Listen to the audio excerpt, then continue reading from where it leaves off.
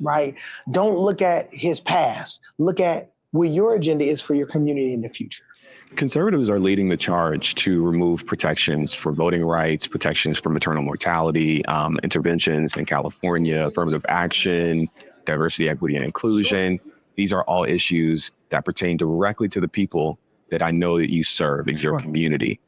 Why should they support the party behind the hindrance, the advancement of the very things that I know you stand for? Sure.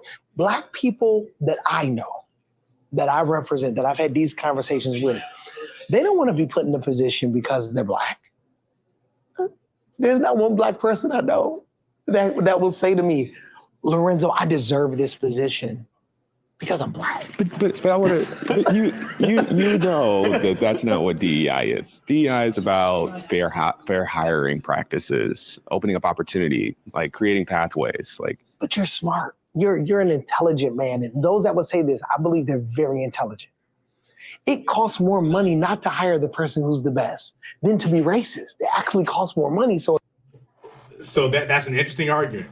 That's an interesting argument there. Milton Friedman, I want to say it was Milton Friedman, the economist, made a similar argument for women. So this is back when they were talking about women being involved in the workforce. And basically what Milton Friedman argument was, he said, well, if women are as good as men and you can pay them less than men, then that means the companies that are going to win are the companies that are going to hire women, right? Because if they're equally as good and they're cheaper, then you have a competitive advantage by hiring a bunch of women. He said, and if not, well, then maybe they're not as good as as you're arguing that they are. So he's basically saying, let the free market, decide.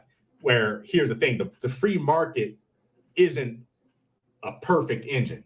Right. It's not a perfect engine, right. And there's especially at the high end, there's a lot of networking and stuff. And if I'm a leader of a company or whatever, I want to work with people I like, right? People I like might just tend to be people like me. That's another reason probably women don't get involved. And it may not even be direct sexism. It may just be, most of the networking and getting to know people happens on the golf course. And do women play golf as much as men? Well, if they don't, well, they're going to miss out on those opportunities. And would that be because of, outright sexism? No, it's just that when they were on the golf course last week, someone said something pretty clever, and he said, you know what, that guy seems pretty sharp. And then the woman didn't have a chance to even have that interaction. So, him saying that, the market would just naturally solve for DEI because it's too expensive to be racist. Like, tell that to a racist. Tell that to somebody who does run a racist shop. It's like, you could make a little more money, you save a little money if you hired a Black person. Like, think they're gonna hire a Black person? No. They ain't gonna hire a Black person. So yeah, that argument is like, if you have like a perfect,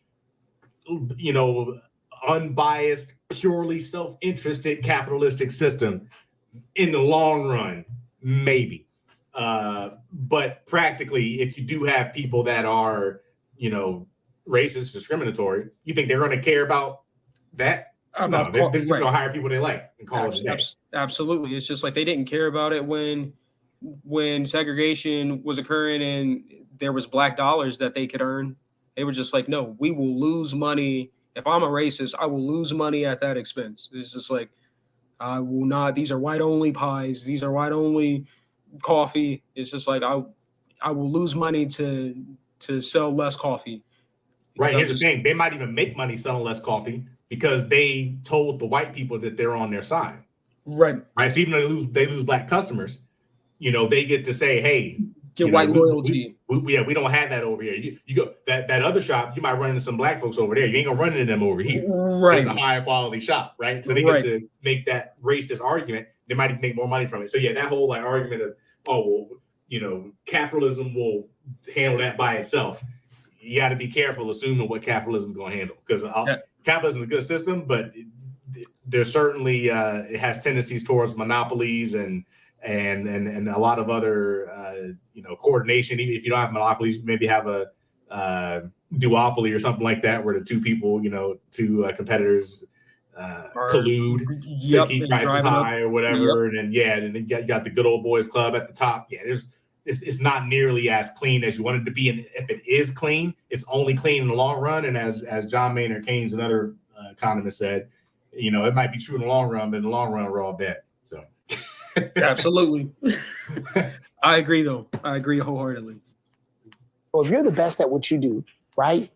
And let's just say I'm a racist. So let's just say that, let's play that out, right? And let's just say, hey, there are 20 white guys that are not as competent as you, but I'm not going to pick you because you're black. It's going to cost me more money. They don't even know that this qualified person exists, right? Sure, I hear you. The pathways are the problem.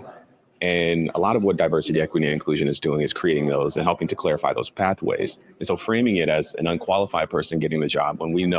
Well, no, the way he phrased it is, you're clearly the very best by some significant margin, assuming, right? Like obviously you're the best. And then you have these 20 white guys who are like way behind you, so why would I? It's like, maybe in that case you pick, but in a lot of cases, like, you're not going to be like way better. That's another stereotype people say, is that like you got to be 10 times better to even get in, right? It's like if you're just equally good, or even slightly better, but it's close, it's arguable. And it's like, okay, well, they just go with the white guy because that's the one they like. And, Yep. Good luck. Yep.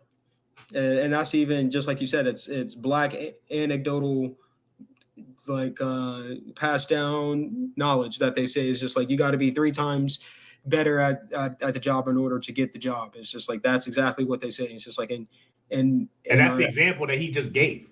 It was like you got to be way better for them to consider. It was like why couldn't I just be equally good? Right.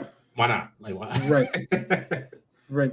Because his point was like it'll cost you money, but it's like the fact he had to set it up such that the black candidate was way better. It's like in real life, you're probably not going to be that much better. You're probably just going to be right about average, right? And then at that point, you're just in a mix of there's 20 white guys and there's you, and who do they want to work with? And it's probably ain't gonna be you. That's